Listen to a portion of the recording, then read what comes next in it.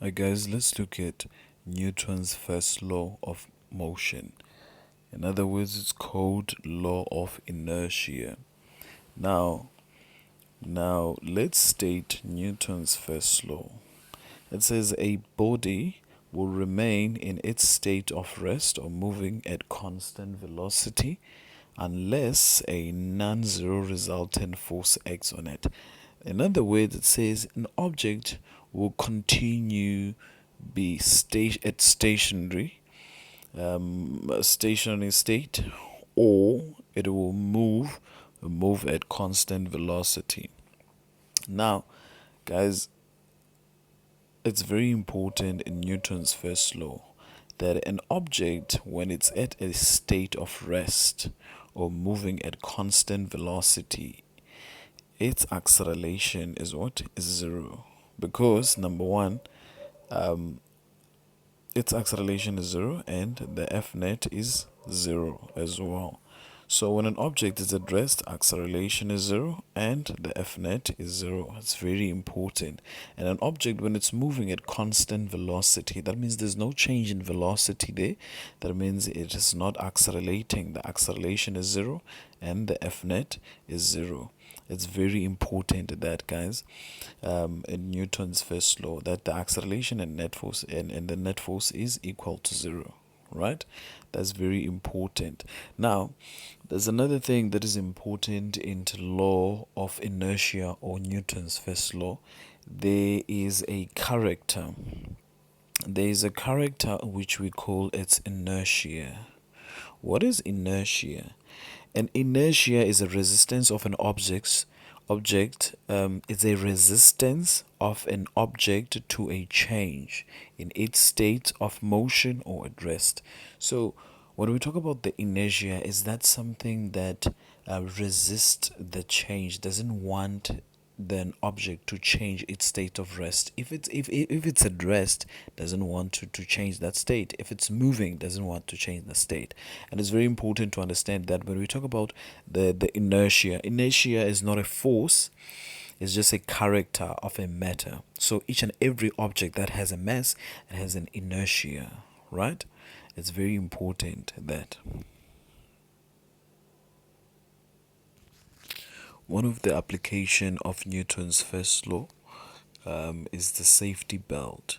The safety belt, it was designed to protect the passengers against a sudden change in car's movement. If a driver stops suddenly or crashes into another vehicle, any passenger not using a safety belt will continue to move at their original velocity. In other words, if you are within a moving object and you as a passenger inside the car, you're moving with the same velocity as that moving object, whether it's a car or a bus. So if there's a sudden stop in that moving object, you as a passenger who was traveling with the same velocity of the moving object, you will continue forward and hit the windscreen and maybe perhaps go outside the car through a windscreen. So the safety belt there, it's one of the safety measure that you have to take when you are in a moving car. So it will stop you from moving forward, the safety belt. That's one of the importance of the safety belt. So this is in accordance to Newton's first law, and the person will continue to move until something stop them. For example, the windscreen. So if you continue moving, there will be something that will stop you where you will hit it, and there will be severe damages on you. Guys, let's apply Newton first law on a force on an object where the force is acting horizontally and the object is not moving. Let's look at this scenario. This object is not moving here, and it's very important to understand whether the forces that are acting while there's a force applied that is exerted on an object. So choosing direction, it's very important, even though that object is not moving, but we choose the direction to the right as positive. Now the forces that are acting there is the normal force and the gravitational force and that force applied and the static friction force because it's not moving, right? So drawing the free body diagram of that, it's very important. We represent by that box by a dot all the time. When you draw a free body diagram, we represent in any object by a dot. So there's a normal force there, and there's a gravitational force there, and there's that force applied, and there's a static frictional force there. That static frictional force there, which is going to be Fs. What do you need to note, guys? The force applied and the static frictional force are equivalent. How do we know that they're equivalent?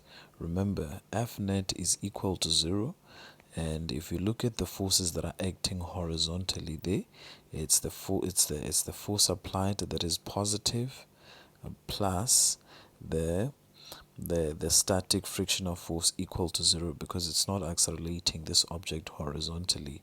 So the force applied is equal to the static frictional force, but the negative one, it means in opposite direction. Same applies with the normal force. The normal force and the gravitational force are equivalent there because of the F net is equal to 0. So the net is equal to 0 vertically in those objects. So it's very important to know when a force acts on an object horizontally like that, the normal force and the gravitational force are equivalent, and since the object is not moving, so the horizontal forces that are acting on that object are equivalent but in opposite direction. It's very important. The free body diagram, it's very important. If you're looking at my magnitude where I draw the free body diagrams, they're all going away, and all the arrows in the free body diagram, they must move away from the free body diagram, and you label them. Now let's look at the scenario 2. In scenario 2, it says a moving object at constant velocity. Here in this scenario, there's also a force that acts horizontally there, but now this object is moving at a constant velocity now. So let's label and identify all the forces that are acting there. It's the normal force and the gravitational force, and since it's moving in that direction, we choose that direction as positive. So that means that there will be a frictional force there, but it's a kinetic frictional force. Let's draw a free body diagram of that. So the box represented by a dot, we have a normal force, we have a gravitational force, and then there's a force applied in that direction, and then there's a kinetic frictional force there. There's a kinetic frictional force. Here in this case, since it's Newton's first law, the acceleration is 0. The force applied is equal to the kinetic frictional force, but in opposite direction. It depends in which direction you have chosen. So in this direction, we have chose left as positive, so the force that is going to the left there is the force applied. So the force applied will be negative. No. So the FK there will be negative because we have chosen, let me write it again, FK is equal to negative FA is equal to negative FK there. And also here, since the force is acting horizontally, the normal force is equal to the gravitational force, right? Since the force is acting horizontally. Now let's look at this object now. Let's look at this object. The object here, an object is pulled at an angle and it's not moving. So this object is stationary, but there's a force applied there that is acting there. So guys, it's very important to understand the vectors in 2 dimension here, because we're going to look at the components that has to do with vectors in 2 dimension. Let's identify the forces that are acting there in this object. So there's a normal force again, and the gravitational force. Remember, the normal force, just as a reminder, it always acts on an object that is on top of the surface, right? So Since that object is not moving, but its intended motion is going to the left, so there will be what? A frictional force. So that frictional force, since it's not moving, it's going to be a static frictional force. So this intended motion is to the left, so the static frictional force will oppose the intended motion to the right.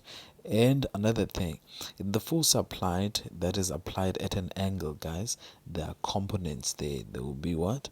There will be Fx, and there will be what? Your y component there, right? So it's very important.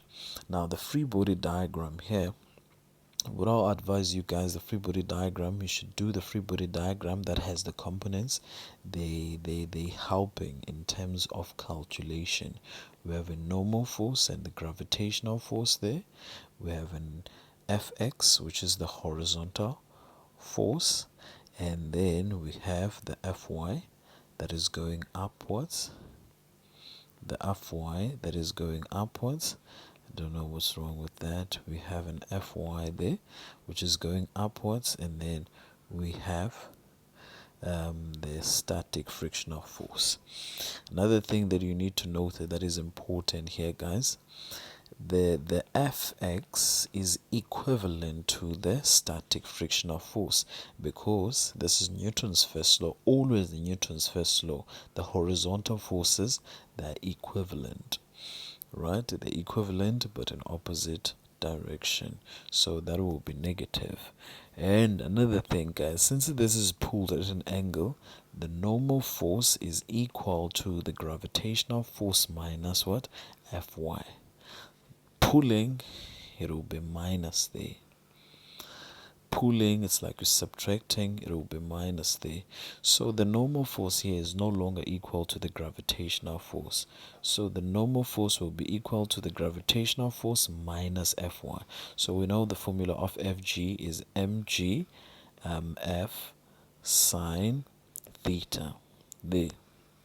It's very important, guys. So there's an alternative here for the free body diagram.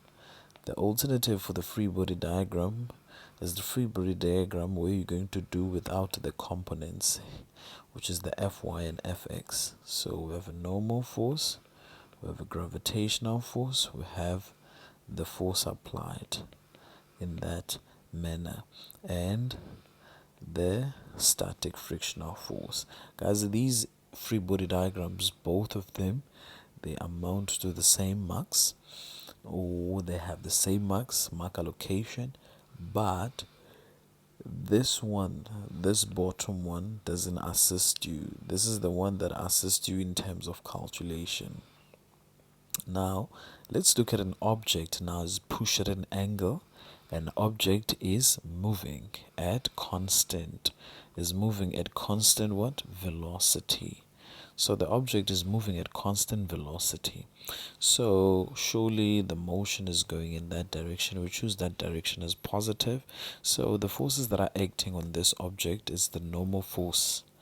All the time when an object is on top of the surface, there's a normal force, and as long as it's on earth, there's a gravitational force, and there are components in that force applied. Is pushed, the force applied is pushed at an angle, so it's Fy, the component there, and an Fx there, right? Since that object is moving to the left, there will be a frictional force, which is the kinetic frictional force. Since it's moving, that is going to the left. But one thing, guys, that you need to note all the time in Newton's first law, the horizontal forces are equivalent. So Fx is equal to Fk, but the Fk, since it's going in the opposite direction, will be zero, will be negative. And then another thing, the normal force is not equal to gravitational force only, because the force is not horizontal. The applied force is not horizontal. So since it's push, it's plus, push you add. So it's going to be normal force is equal to Fg plus Fy, which is mg plus F sine theta. Very important. Let me draw the vector diagram, the free body diagram for this scenario. We have a normal force and we have a gravitational force there. And then after having the gravitational force, we have the frictional force there, which is Fk, which is equivalent to Fx, and we have a downward force which is Fy there, right? So remember, the force free body diagram that assists you is the one with the with the with the with the with the with the components. Let's look at an object where there's a force applied on an inclined surface and the object is not moving. So if you look at the forces pushing an object down the slope, this is an inclined surface, guys. So it's pushing the object down the slope. So on an inclined surface, let's look at the forces that are acting there. So we have a normal force. Remember, a normal force, it always perpendicular to the surface. So we have the gravitational force. Gravitational force, it's always what? Downwards there. So that gravitational force, it has two components. The components there, it's Fg perpendicular. It's perpendicular to what? Perpendicular to the surface there. And we also have the Fg parallel. The Fg parallel is always down the slope. So since it's pushed down the slope and it's not moving, there will be a static frictional force that holds an object there not to move. So guys, after identifying all the forces that are happening there, I exerted there, or the forces acting on that object. So to draw a free body diagram, it's quite crucial and it's very important. So if you're looking there, what I've just done now, I resembled the surface there of the inclined, and then an object by a dot, and then I'll just write those forces. We have a normal force, we have a gravitational force that is going downwards like that, and we have the static frictional force because the object is not moving. Let me just exaggerate it a bit. So this is going to be what? Fs. And then we have the force applied, and we have the Fg parallel, and we have the Fg parallel there. Fg parallel. So no ways, guys. My mistake here, I cannot have the gravitational force and the components there. So this gravitational force, it has components, this component and that component. So in the free body diagram, I cannot have them both at the same time. So I chose to have the gravitational force, so I won't have the components there. Alternatively, I resemble the slope again and the object by a dot. We have a normal force, and we have now Fg perpendicular, and then we're going to have Fg parallel, and we're going to have, what is that? The force applied, and then we're going to have the static frictional force. And what is important here, guys, in this free body diagram, the force applied and the static frictional force are equivalent but in opposite direction. It depends what direction have you chose. Now here also, these horizontal forces, as I said, they are equal because the F net is equal to 0. And then now these forces that are parallel there are equivalent. So how are they equivalent? The FG parallel plus the force applied are equal to the what? To the static frictional force, because of the acceleration is 0, therefore the F net is equal to 0. And guys, for more info, the formula for FG parallel is equal to FG sine theta. Whenever you want to calculate, we know the FG is equal to mg sine theta. So it's very important to keep that formula in mind. So now the formula for FG perpendicular is equal to FG cos theta. So which is mg cos theta. It's very important to memorize that formula. That's one formula, very important.